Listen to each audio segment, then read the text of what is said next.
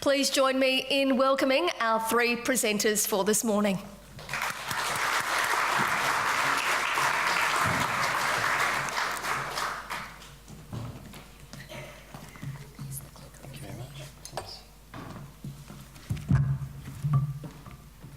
So let's get my notes.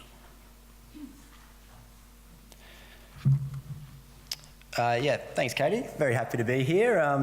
Has everyone had their morning coffee? Yep, we are about to talk numbers, so for those of you who haven't, I'm sorry.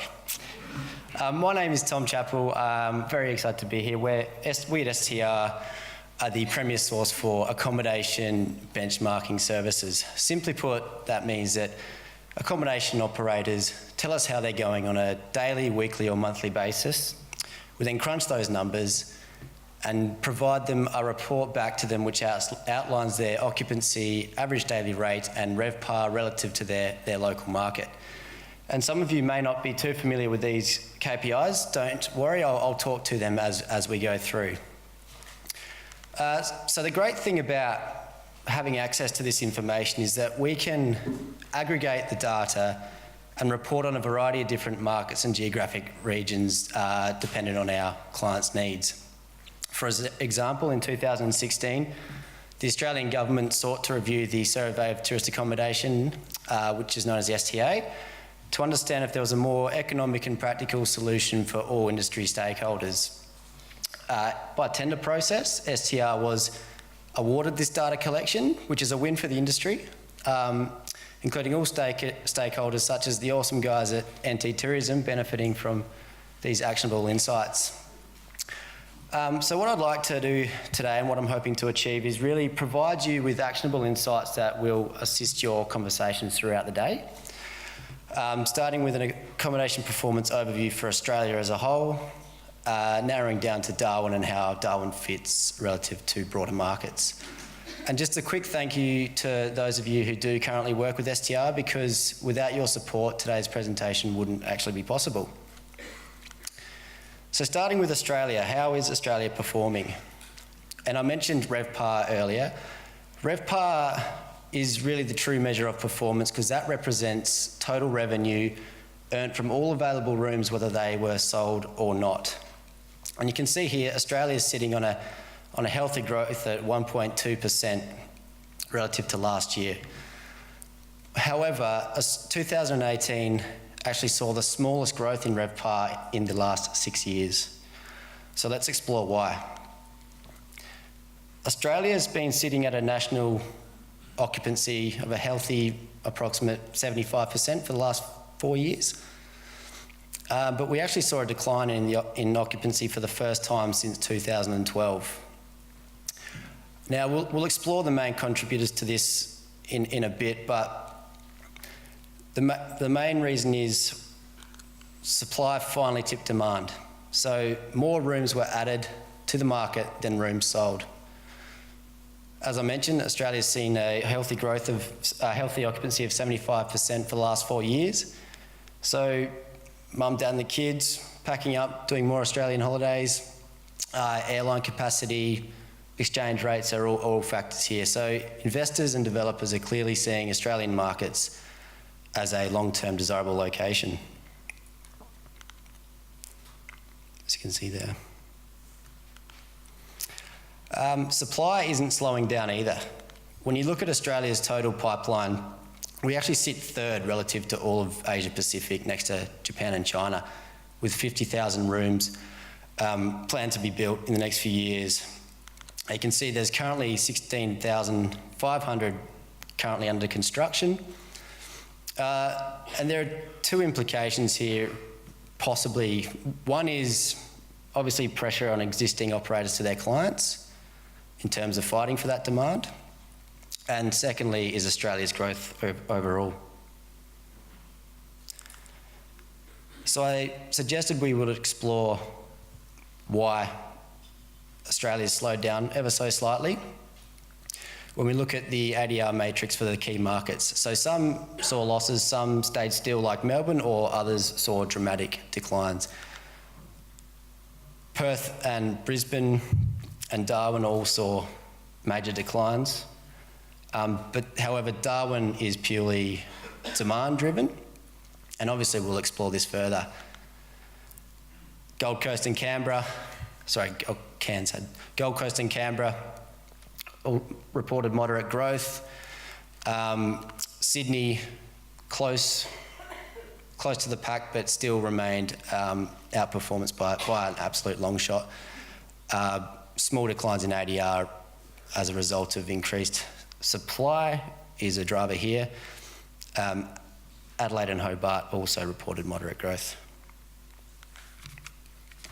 So there's a few key takeaways here. One, supply plays an integral role in determining overall performance for a market, and it can't always be placed where it's most needed.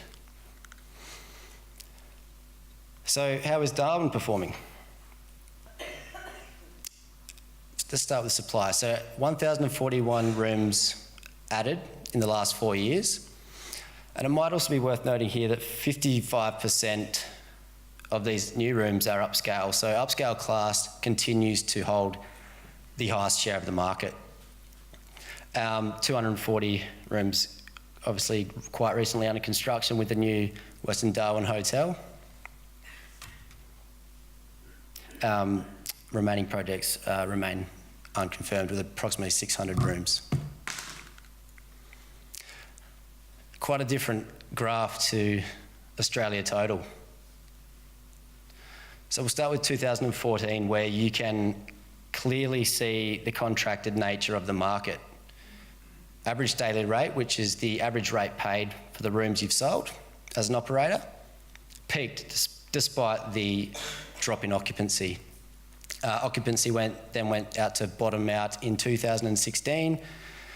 2017 saw a resurgence where occupancy stabilised but didn't fully recover, as 2018 reported a loss again as the demand exited the market. Also looking at average rate there, Darwin reported a 20% decline relative to when it peaked in 2014.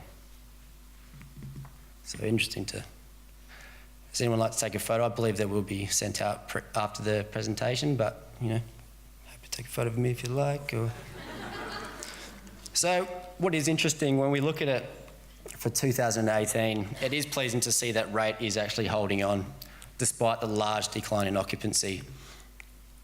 But what is concerning is when comparing this to a longer time horizon, why is it that a Darwin room which is used roughly the same amount of time as 2014, now $30 cheaper? Now, I just want to quickly explore again how this can impact RevPAR, because RevPAR is the true measure of performance, as it's ultimately the total revenue made from rooms available. As you can see, where supply hit the market, demand started to drop, as with it did ADR. Therefore, total revenue made from these rooms took a hit as well. Supply further exacerbated, but we did see a steady growth for some time in demand, but as we'll talk to you later, the impacts-related construction contracts exited the market, demand took a hit, therefore RevPAR.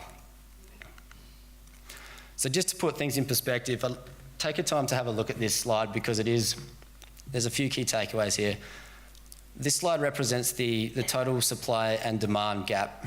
So supply, total rooms available, demand, total rooms sold for 2018 relative to 2011. It's almost doubled. So that it's quite a large number. But what is an interesting note that these impacts-related contracts represent about 90,000 of those rooms, which is about 20% occupancy. So in essence, if you take away these contracts, demand really hasn't shifted a whole lot. So taking it away from Darwin now, I would like to provide a bit of an example from what we can learn from dramatic market changes such as we've seen in Brisbane. However, this dramatic change is for supply, not demand. We can see here that supply quite aggressively hit the market, but average rate, which is the red line, so average rate for rooms sold, absolutely took a hit. Now, the G20 conference has a bit to do with this, but it took a massive shot nonetheless. But we can see the average rate, despite the new rooms being added to the market, was able to recover, but now it's currently a long way from where it was before the supply hit. So I guess the key message collectively is for operators to reflect on their long-term goals and what demand might actually look like over the next 6 months to a year to 2 years. Coming back to Darwin now, taking a bit of a longer perspective. Occupancy is now trading at similar levels to early 2000s. And you can see heading later on into 2015, the obvious advantage and impact that INPEX had to average rate and occupancy. But yes, we know it's cyclical, and you can quite easily see where the high season is and where the low season is, and where we got to and where we are now.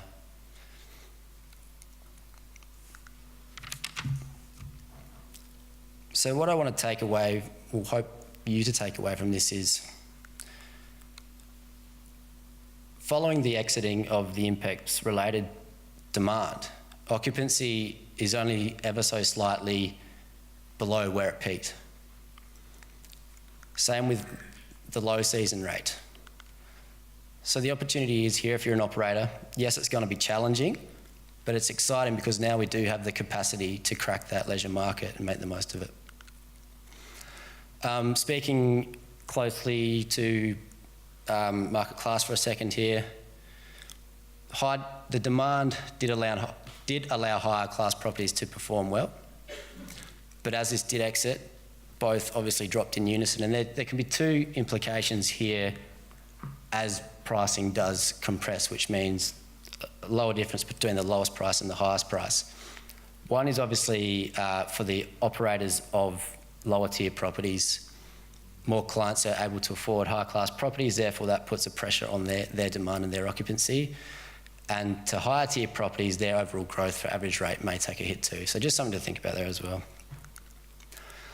So taking it away from the structural changes, I know some of the results are hard to swallow, and we do have a challenge, but it's also important to acknowledge some of the great results from some very important demand drivers, which is events, as mentioned before. Starting with the supercars. Last year, so we took the numbers for Friday, Saturday, Sunday night, aggregated, and developed these occupancy and average rate KPIs. So very pleasing to see 84.7% occupancy and an average rate of $168. Yes, they're down on the year prior, but we have to remember the demand changes and where the demand's coming from. AFL fans, anyone? AFL fans? Excellent. Amazing result, 88.2% occupancy, average rate of $181. Down again. Adelaide Crows didn't actually play that game, but if they did, it would have been full. So, just to, anyone with me that? Calling it early? Nah. Just to compare performance to markets who don't usually host AFL games, outperformed Cairns and Ballarat by an absolute long shot, which is very pleasing to see. So, opportunity. Yes, things are different. Airline capacity, corporate demand, different flight schedules. But in a recent edition for the Northern Territory Tourism Industry Monitor Report, developed by STR's CTI team, suggests that international visitors represent 24% of the pie overall. To go even further, they're visiting just as much, if not more, in Q4, wet season. So what does this mean? Yes, there's positive opportunity. Still in high season, there's capacity there, but also in low season, which is very exciting to see. I know this will be spoken to further on, but about China Ready and so on, but I just want to provide a bit of an example around key attractions from Alice Springs and then for Darwin as well. So over the Uluru peak season, we collected data for just those months and reported out the RevPAR growth. And Alice Springs is actually seeing a 5.6% growth year over year around the Uluru peak season. Darwin's RevPAR growth over a similar type attraction, similar I guess in a way, has seen a drop of 3.5% year over year.